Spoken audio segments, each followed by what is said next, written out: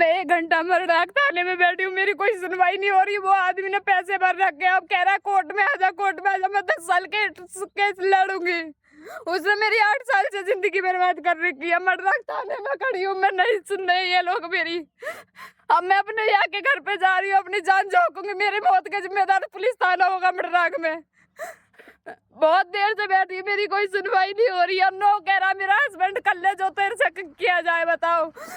मेरा कोई सुनवाई वाला नहीं है यहाँ पे। मेरी कोई सुनवाई नहीं कर रहा है यहाँ पे।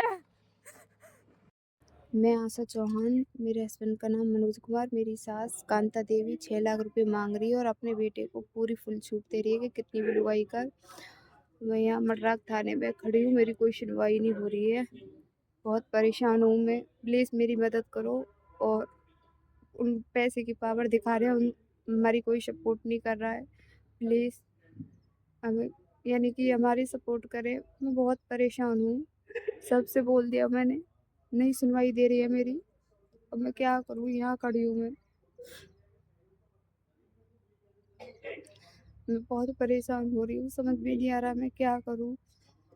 प्लीज़ आप लोग मेरी सपोर्ट करें, मेरे को इंसाफ दिलाओ। मेरे 2 बच्चे हैं, नहीं आ रहा, कुछ भी समझ में नहीं आ रहा। मेरे वो लोग पैसे भर दे रहे हैं, नहीं आ रहा कुछ भी समझ में, मेरी कोई सुनवाई नहीं हो रही। और मैं यहाँ खड़ी हूँ, मेरे कुछ समझ में नहीं आ रहा। मडराक थाने में खड़ी हूँ मैं, इनकी सपोर्ट लग रही है। अब मैं 2 घंटे से बैठी हूँ, मेरी कोई सुनवाई नहीं हो रही है।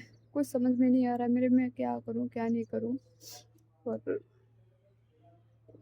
समझ में नहीं आ रहा मेरे, क्या करूँ क्या नहीं करूँ। मेरी बहन भी मेरे साथ आई है, अंदर बैठी है, लेकिन अब मैं क्या करूँ, कुछ नहीं समझ आ रहा मेरे। प्लीज़ मेरी मदद करो आप लोग, मुझे कुछ समझ में नहीं आ रहा है। प्लीज़, बहुत परेशान हूँ मैं, मेरे आदमी पैसा भर रहा है सब जगह, मेरा कोई सुनवाई नहीं कर रहा।